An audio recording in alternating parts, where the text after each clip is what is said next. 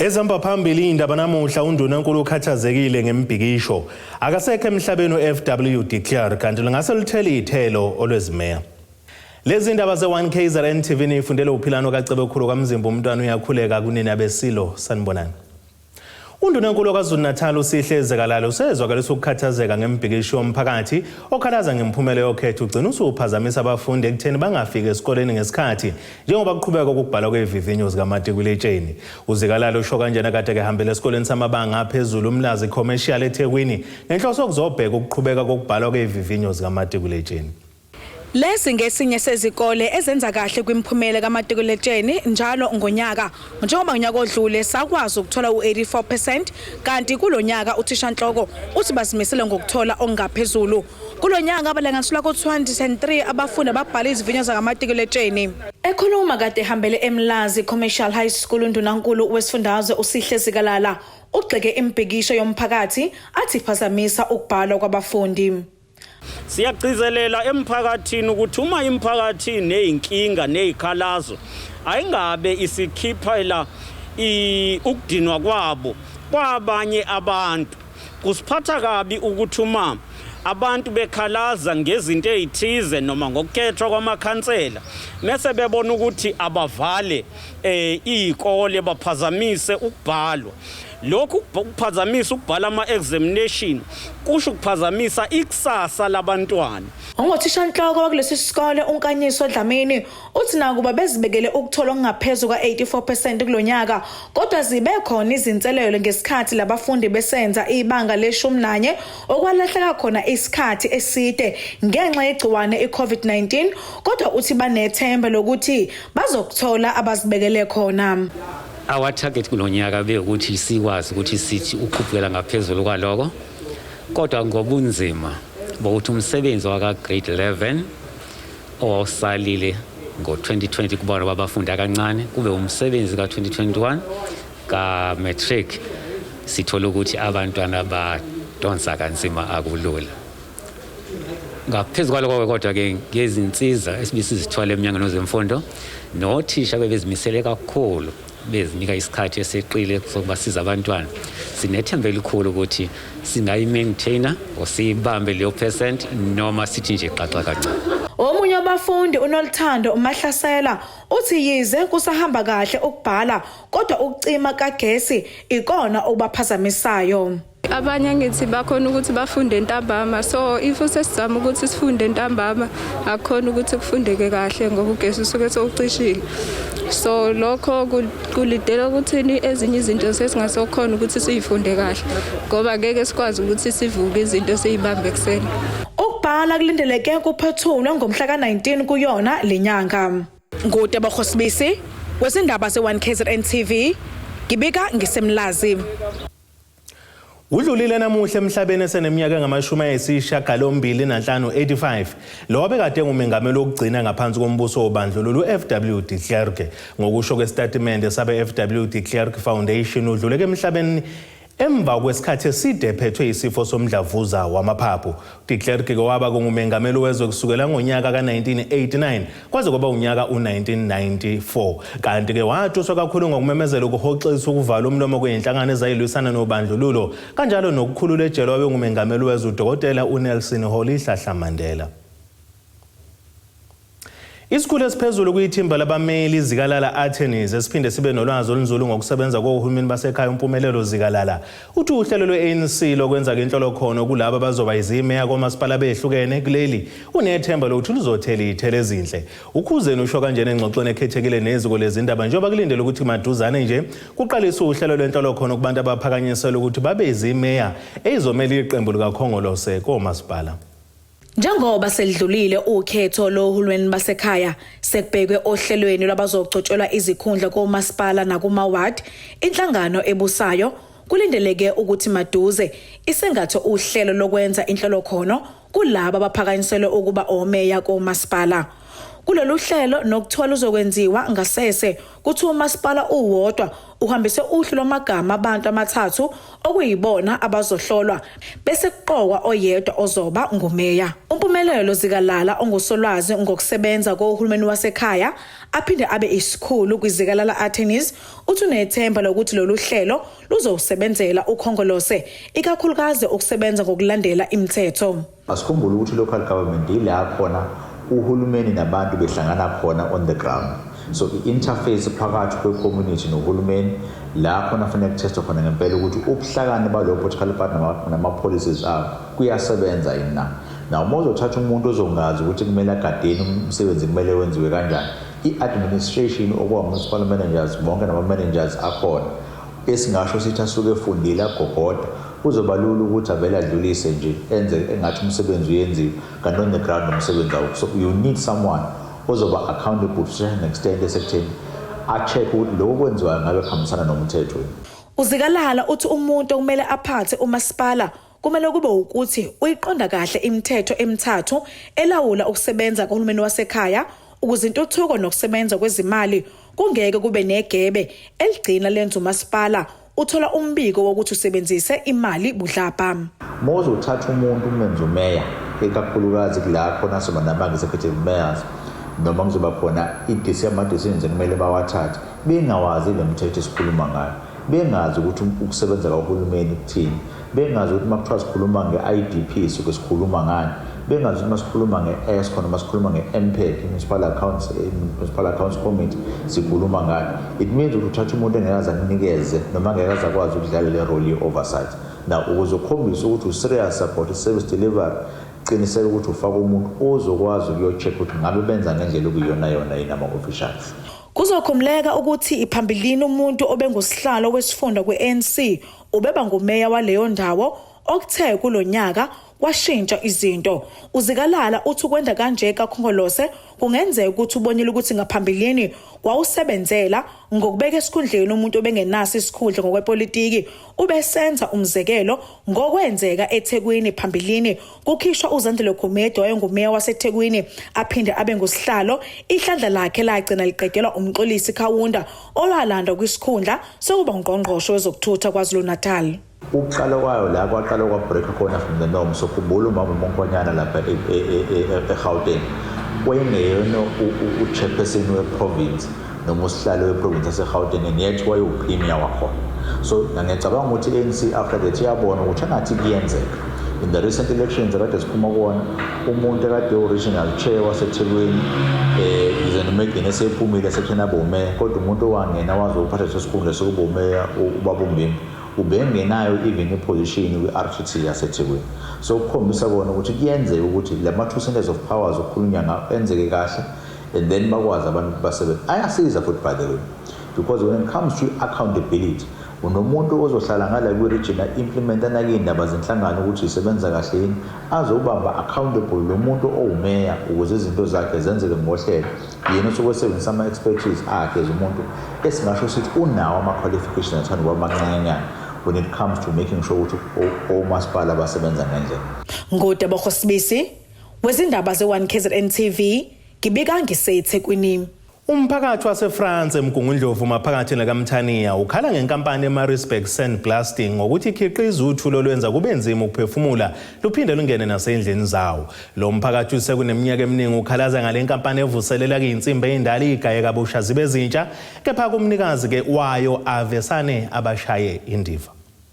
Amalungu omphakathi eFrance eMgungundlovu athe sekuphela iminyaka elwa indaba yenkampani iMaritzburg Sandblasting esebenza ngensimbi ezindala izikhuculule ezibe sesimweni zokusebenziseka futhi umphakathi uthe le nkampani isebenzisa ama-chemicals amabi ahlangana nothuli lolo luphumayo luye kubantu ebese ligcwala ezindlini lishiye umonakalo nakubona uqobo. So umphakathi sikhala ngale company lena enza i-sandblasting ibanga i-dust effects eingane naso umphakathi.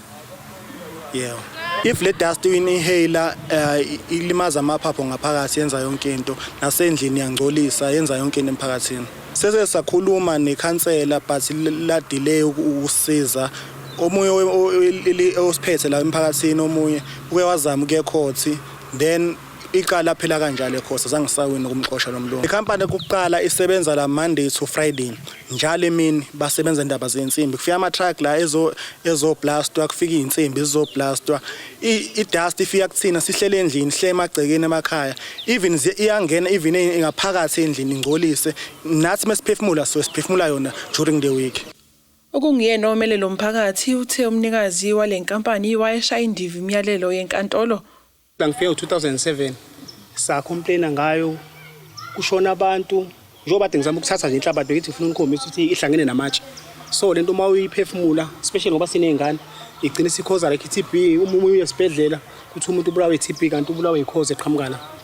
Yeah, so kuningi esakwenza ngoba ngaze ngangisho court ngamfaka ecourt wathola ukuthi akanawo amaphepha efuna ukuyithenga. So inkantolo yayisikumisa nomasipala ukuthi ngiyakwazi ukuyithenga ngoba abayi-approve le nto ayenzayo ngoba wrong. Athi uzofaka useyile wagcina usele ufakile kodwa still lokho akwenzeka kwaqhubeka kwenzeka kwawese. Yeah, kunabasebenzi abawu3 abasanda kushona abalapha sisazama ukulandela ama-family zabo ababulawe yiyo lento. Yeah, nanokuthi futhi uma kuthiwa kushona umsebenzi la akakhiphi lutho nje kuningi nje ongahambi kahle njengomphakathi asamdingi kahle. Umonakalo odalwa ukusebenza kwale nkampani usuwenze amanye amalungu omphakathi ukuba hlukane nabantwana babo ngoba besabela izimpilo zabo kanti nabanye abantu abadala basendaweni bavukwe izifo ezihlukene okungenzeka kuba zibangelwa uthulo oluphuma kuyona le nkampani. Mangaba nisebenza ebusuku emini kuyafuneka ba lixesha nibuye nizophumula nizolala eloxesha ndilitholile ukuthi nibuye nilala because usike lento ingcola ibanga umsindo idust yakwazi ukuthi ingene ezindlini lapha sihlala nabantwana ngini. So ke ngokulento nje abantu abaninzi sebekhalile nibakhala nangezifuba nangesayinasi ngesimo sayo nami ndingomnye wabo abantu abangekho right ngokuthi ile ndaba yalento leyenzeka la. Kade sasizama simane sikhulumisana nomlungu wala ekhaya simtshela ukuthi lento yalana makazami ukwenza enye indlela ngoba ayisiphathi kahle azami mangabe khona indlela engenza ngayo ukuthi idust ingakwazi ukufikelela kuthina nomsindo ungakwazi ukufikelela kuthina makazama senzele ngaleyo ndlela. Kodwa yena ke konke lokho bekufana ukuthi sizikhulumela nje ngoba akukho akubekwenza ngalokho bengasisizi ngalotho mesikucelayo ke. Umngozi bukhona ukuba khona umngozi balana umngozi ngemgabe khoqala la kusetshenzwa insimbi ingozi eyodwa nje kuqala yona the time ube blaster la leza showcase khona insimbi ezincane ezihamba nomoya siyaphefumula ngale izogcina yabo izongena ngaphakathi bani abanye abantu abasebenza lana isikakhulukazi ke besike sibabona ukuthi impilo yabo iyabheda ngoba besebenza lana. Ubungozi sise obukhona apha kwa Jeff uyaqhuma le dust leya ingena ezindlini kuthi affecta ingane is affect nathi sine nezifuba ezibhlungu asingakwazi nje ukulala mangabe seqalile ukuduma nje into yalapha kwa Jeff iyangcola lenza umsindo omkhulu uwesike andithethi ke ukuqhuma kona affect ingane nje ekuqonda ezinye ingane ezininzi abantu bazithathile ingane zabo bezisusela kule ndawo besithi babaleka le ndawo. Ukhona umuntu okuthiwa ngusisi nokuthula ke la okwazi ukuthethela le ndawo athi bangaba umuntu mangabe engakwazi ukuhlala apha makathuthi asibize ngoba thina singamampondo asinandawo lapha. Ethintwa umnikazi wenkampani uJoff Clinton Parker uthe wazisile umphakathi ukuthi uyayivala inkampani wathi akathandi ukuqhubeka phawule kulolu daba kepha amalungu omphakathi wona athe kungamampunge konke lokhu akushoyo. Ezindabeni ze-1KZNTV kubika uAyenda Dube eFrance eMgungundlovu. Mbukela ke sithi ishelele izitolo sobuye sibuye nezinye indaba.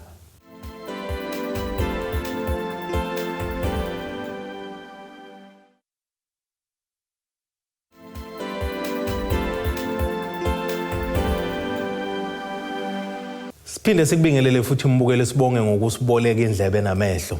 Udaba lwethu kuyilona olulandelayo kuhlukene imbono phakathi kwamalungu omphakathi kulesifundazwe ngohlelo lomnyango wezempilo ohlose ngalogqugquzela abantu asebekhulile ukuba bathathe umgomo wokuvikela igciwane le-COVID.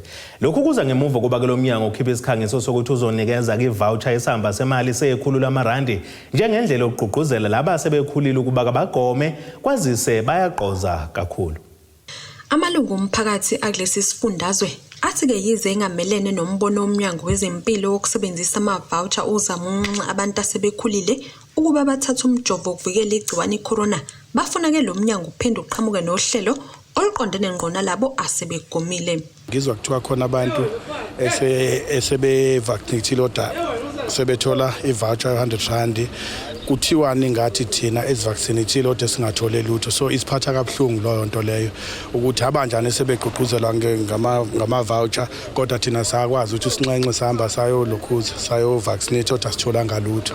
So sinalozo ikhalazo ukuthi uhulumeni ngalokhu uthini. Kona incane ngoba uma sewuthatha lo 100 rand ugibela kuyahla kakhulu. Ngconto bethe nje uhulumeni at least 300 rand noma 200. Yabo bekuzoba khona umehluko wazi uphathele nezingane isinkwa emakhaya.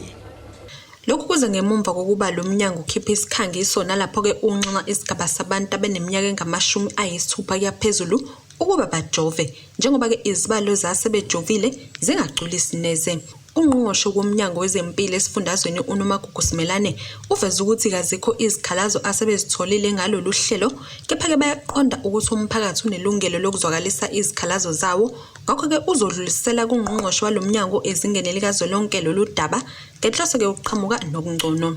I do not believe that the intention of the national government was to insult the elderly or was to insult communities, but it was by way of encouraging and showing that government cares and making sure that people do come out to get vaccinated, and as a result they would get those vouchers on their phones. Now, we have also not received many complaints or any complaint really about those particular vouchers. People have actually really appreciated the fact that they have been getting the vouchers as part of their a way of encouraging them to vaccinate. I will raise the matter with the national minister if there have been some complaints, but I must say that we have not received any. Umkhankaso wokugoma usuhambe waze wafika lapho kuvuleleke ukuba kugome nezingane ezineminyaka esuka kwe-17 kuya kwaba ne-12. Ngokwezinhlelo zalo mnyango, umntwana-ke kangeke agome izikhawu ezimbili yedwa njengoba-ke kuye kwenzeke kwabadala abagome ngomgomo we-Pfizer. uSimelane uthi-ke banethemba lokuthi sizokhula kakhulu isibalo sabantwana abagomayo ngesikhathi samaholidi. We believe that as soon as the exams are over and schools have probably closed, parents will actually bring more of their children into our vaccination site, because they also don't want to disrupt their learning, their teaching and learning time. Izindabeni ze-1KZNTV kube kuNtombi khona Mvubu ngiseThekwini. Inhlangano i-Stand Out Foundation ithi iningi intsha ecule kuyidakamizwa efisa ukuphuma kuzona kepha yentula usizo. Ikhuluma ke emkhankasweni wokuqwashisa ngeyidakamizwa esikhaleni enyakatho neKwaZulu Natal. Umqondisi wale nhlangano uZandile Mthimkhulu uthi sebeqhamuke nohlelo lokusiza imilutha yeyidakamizwa. Ongumqondisi kwinhlangano i-Stand Out Foundation uZandile Mthimkhulu uthi bazimisele ngokukhuculula intsha egcwele emgaqweni ngenxa yokucula kwizidakamizwa. Uthi ukusebenza nemilutha kumenze wabona ukuthi iningi labo lizimisele ngokuyeka izidakamizwa liphile impilo engcono, kodwa ngenxa yokwesela usizo igcine izibandakanya nobugebengu yagxile. Siyafisa ukuthi kusizakale ingane yomuntu omnyama ingahlali kuma drugs, ukuthi in the next 10 years sihlangane nomuntu ethi namhlanje nguthisha, namhlanje ngudokotela, ngangizoba nethuba ukube angilahlwanga, but namhlanje kwafika i-Stand Out Foundation sanginika ithuba lokuthi ngiphinde ngiphile emhlabeni, ngoba isikhathi esiningi lezi ngane esebenzisa ama drugs emakhaya bayayixosha. Eminye yemilutha ithimba lezindaba exoxisane nayo uHalalisani Sibi uthi usecule kwizidakamizwa iminyaka eyi-11 kanti uphuma engena ejele ngenxa yezidakamizwa. Ngakho usecela usizo lokuthi aphume kuzona ngoba sezimgqilaze isikhathi eside. So ngase ngidinga usizo lokuthi mhlambe bakhona abangangisiza ngoba hayi cha sengibheme kakhulu impela, ngifuna ukuqamba amanga. Ngineminyaka kahle kahle ethe kuba mide ukuqala ukubhema. Ngaqala ukubhema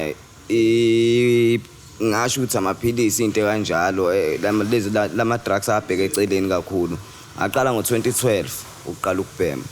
So into engibukayo njengamanje siyide iminyaka yokuthi ngilokho ngigcina ngibhema ama drugs ngoba segcina ngenza lento nasekhaya ngingasahlali ngokukhululeka ngoba kuyimanje angihlali ekhaya ngokukhululeka. Ingani ngenxa ama drugs. Into engicelayo nje bengisacela ukuthola usizo mayelana nama drugs. Omunye wabacule kwizidakamizwa oneminyaka eyi-16 engeke silidalule igama lakhe ngenxa yeminyaka yakhe. Uthi wangena kwizidakamizwa ngenxa yokududana nabangani kanti usengene wagamanxa ngisho ebugebengwini. Eyidakamizweni ngangena ngokuthi ngifuna ukuzwa nakhona ngibona leto ukuthi uma uhamba nabangani benza into uma ungayenzi ubone engathi mhlawumbe uyacwaseka noma uyabhayiza kanti hayi ungayenzi ukuthi usukungabhayizi etamezweni ngoba ngangena ngokuthi ngifuna ukuzwa ekuzweni kwami kanti sengizwa into wrong. Ezindabeni ze1KZN TV kubika uZamando Sicele esikhaleni. Mbukela ke sithi ishelele izitolo sobuye sibuye nezinye indaba.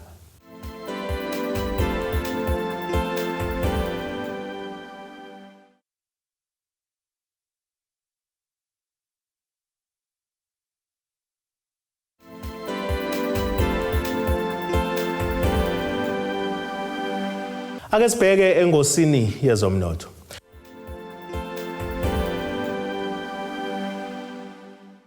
Iranda kuleli libiza R15.41 kuyidola laseMelika libe ngu$20.67 maqhathaniswa nopondo waseBrithani libe ngu$17.69 kwi-euro yase-Europe kanti intengo yegolide yona ime $1,850.67 ounce ukuthi intengo kawelo ngahluziwe yona ime ku$82.64 umphongolo. Ake sibheke engosini yezemidlalo.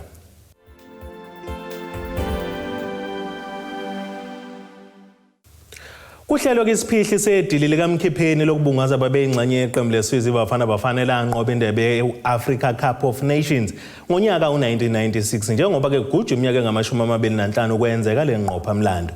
Lesimemezelo ke senziwe iClass of 1996 ibambisane neSouth African Masters and Legends Football Association. Kuphinde ke kwavela ukuthi ke bazosebenzisana lenhlangano eyasungulwa ngenhloso yokuhlonipha ihlabane sebhola uJohn Shoes Moshewu iShoes of Wisdom.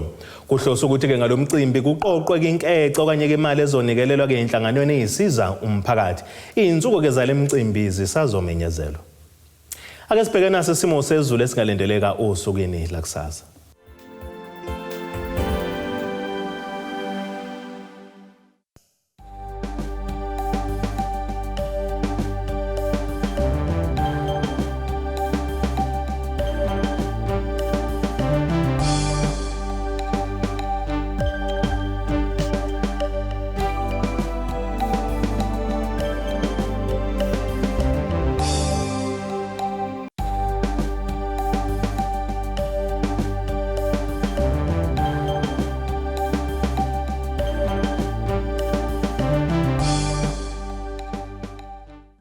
Nina bakamkhumbi igudluka sibone amagumgedlela kwamzimba umntwana nethimba lonke le ndaba sithi khumu kuze kube ngokuzayo.